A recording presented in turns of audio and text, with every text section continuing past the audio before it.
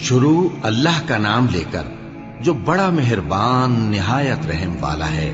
الف لام را، یہ اللہ کی کتاب اور قرآن روشن کی آیتیں ہیں۔ کسی وقت کافر لوگ آرزو کریں گے کہ اے کاش وہ مسلمان ہوتے۔ اے نبی، ان کو ان کے حال پر رہنے دو کہ کھا پی لیں اور فائدے اٹھا لیں، اور لمبی لمبی آرزویں ان کو دنیا میں مشغول کیے رکھیں۔ آخر کار ان کو اس کا انجام معلوم ہو جائے گا۔ اور ہم نے کوئی بستی ہلاک نہیں کی مگر اس کا وقت مقرر لکھا ہوا تھا۔ کوئی امت اپنی مدت مقررہ سے نہ آگے نکل سکتی ہے اور نہ پیچھے رہ سکتی ہے۔ اور کفار کہتے ہیں کہ اے شخص جس پر نصیحت کی کتاب نازل ہوئی ہے، تو دیوانہ ہے۔ اگر تو سچا ہے تو ہمارے پاس فرشتوں کو کیوں نہیں لے آتا؟ کہہ دو ہم فرشتوں کو نازل نہیں کیا کرتے مگر حق کے ساتھ، اور اس وقت ان کو مہلت نہیں ملے گی۔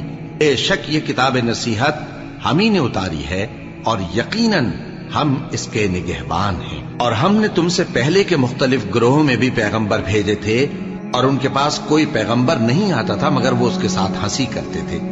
اسی طرح ہم اس گستاخی کو گناہگاروں کے دلوں میں ڈالے رکھتے ہیں، سو وہ اس پر ایمان نہیں لاتے۔ اور پہلے لوگوں کی روش بھی یہی رہی ہے۔ اور اگر ہم آسمان کا کوئی دروازہ ان پر کھول دیں اور وہ اس میں چڑھنے بھی لگیں تو بھی وہ یہی کہیں کہ ہماری آنکھیں باندھ دی گئی ہیں، بلکہ ہم پر جادو کر دیا گیا ہے۔ اور ہم نے آسمان میں برج بنائے ہیں اور دیکھنے والوں کے لیے اس کو سجا دیا ہے، اور ہر شیطان مردود سے اسے محفوظ کر دیا ہے۔ ہاں، اگر کوئی چوری سے سننا چاہے تو ایک روشن انگارہ اس کے پیچھے لپکتا ہے، اور زمین کو ہم نے پھیلایا اور اس میں پہاڑ بنا کر رکھ دیے، اور اس میں ہر ایک چیز اندازے سے اگائی۔ اور ہم نے تمہارے لیے اور ان لوگوں کے لیے جن کو تم روزی نہیں دیتے اس میں معاش کے سامان پیدا کیے، اور ہمارے ہاں ہر چیز کے خزانے ہیں، اور ہم اس کو بمقدار مناسب اتارتے رہتے ہیں۔ اور ہم ہوائیں چلاتے ہیں جو پانی سے بھری ہوئی ہوتی ہیں، سو ہم آسمان سے مے برساتے ہیں، پھر ہم تم کو اس کا پانی پلاتے ہیں، اور تم تو اس کا خزانہ نہیں رکھتے۔ اور یقیناً ہم ہی حیات بخشتے اور ہم ہی موت دیتے ہیں، اور ہم ہی سب کے وارث ہوں گے۔ اور جو لوگ تم میں پہلے گزر چکے ہیں ہم کو معلوم ہے، اور جو پیچھے آنے والے ہیں وہ بھی ہم کو معلوم ہے۔ اور تمہارا پروردگار قیامت کے دن ان سب کو جمع کرے گا، وہ بڑا دانا ہے، خبردار ہے۔ اور ہم نے انسان کو کھنکھناتے سڑے ہوئے گارے سے پیدا کیا ہے، اور جنوں کو اس سے بھی پہلے بے دھوئیں کی آگ سے پیدا کیا تھا۔ اور وہ وقت قابل ذکر ہے جب تمہارے پروردگار نے فرشتوں سے فرمایا تھا کہ میں کھنکھناتے سڑے ہوئے گارے سے بشر بنانے والا ہوں، بس جب میں اس کو درست کر لوں اور اس میں اپنی طرف سے روح پھونک دوں تو اس کے آگے سجدے میں گر پڑنا۔ چنانچہ فرشتے تو سب کے سب سجدے میں گر پڑے مگر شیطان کہ اس نے سجدہ کرنے والوں کے ساتھ ہونے سے انکار کیا۔ فرمایا اے ابلیس، تجھے کیا ہوا کہ تو سجدہ کرنے والوں میں شامل نہ ہوا؟ اس نے کہا میں ایسا نہیں ہوں کہ انسان کو جس کو تو نے کھنکھناتے سڑے ہوئے گارے سے بنایا ہے سجدہ کروں۔ فرمایا یہاں سے نکل جا کہ اب تو مردود ہے، اور تجھ پر قیامت کے دن تک لعنت برسے گی۔ اس نے کہا کہ پروردگار مجھے اس دن تک مہلت دے جب لوگ مرنے کے بعد زندہ کیے جائیں گے۔ فرمایا اچھا، سو تجھے مہلت دی جاتی ہے وقت مقرر یعنی قیامت کے دن تک۔ اس نے کہا کہ پروردگار جیسا تو نے مجھے بھٹکا دیا ہے میں بھی زمین میں لوگوں کے لیے گناہوں کو آراستہ کر کے دکھاؤں گا اور سب کو بہکاؤں گا۔ ہاں، ان میں جو تیرے خاص بندے ہیں ان پر میرا قابو چلنا مشکل ہے۔ فرمایا کہ مجھ تک پہنچنے کا یہی سیدھا رستہ ہے، جو میرے خاص بندے ہیں ان پر تجھے کچھ قدرت نہیں کہ ان کو گناہ میں ڈال سکے۔ ہاں، بد راہوں میں سے جو تیرے پیچھے چل پڑے، اور ان سب کے وعدے کی جگہ جہنم ہے۔ اس کے 7 دروازے ہیں، ہر ایک دروازے کے لیے ان میں سے الگ الگ حصہ ہے۔ جو متقی ہیں وہ باغوں اور چشموں میں ہوں گے۔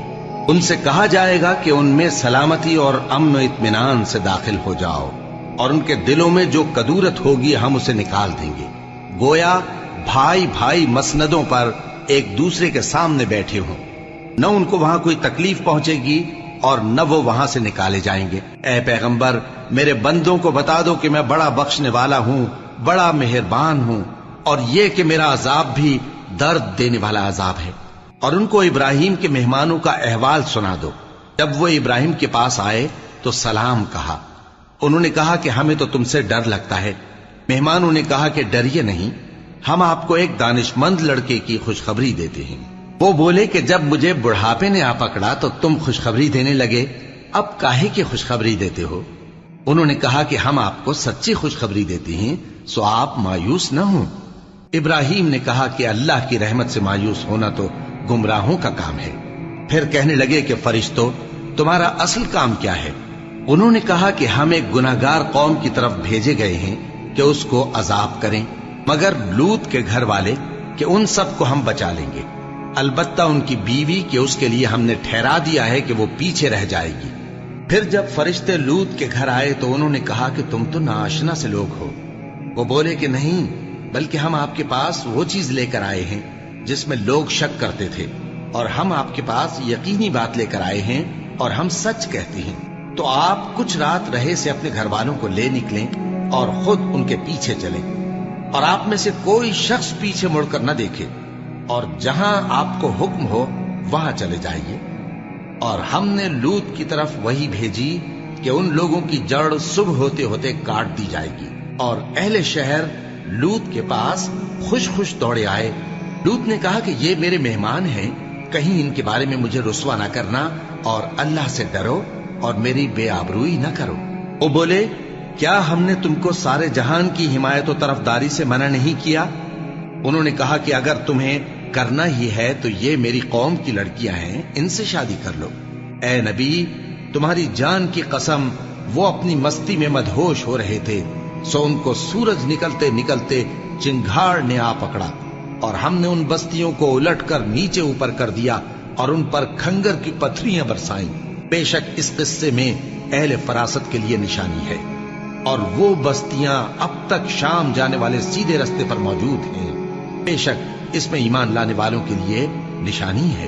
اور بن کے رہنے والے یعنی قوم شعیب کے لوگ بھی گناہگار تھے، تو ہم نے ان سے بھی بدلہ لیا، اور یہ دونوں شہر کھلے رستے پر موجود ہیں۔ اور وادی ہجر کے رہنے والوں نے بھی پیغمبروں کی تکذیب کی، ہم نے ان کو اپنی نشانیاں دیں اور وہ ان سے منہ پھیرتے رہے، اور وہ پہاڑوں کو تراش تراش کر گھر بناتے تھے کہ امن و اطمینان سے رہیں گے۔ آخر زوردار آواز نے ان کو صبح ہوتے ہوتے آ پکڑا، اور جو کام وہ کرتے تھے وہ ان کے کچھ بھی کام نہ آئے۔ اور ہم نے آسمانوں اور زمین کو اور جو مخلوقات ان میں ہے سب کو تدبیر کے ساتھ پیدا کیا ہے، اور قیامت تو ضرور آ کر رہے گی، تو تم ان لوگوں سے اچھی طرح سے درگزر کرو۔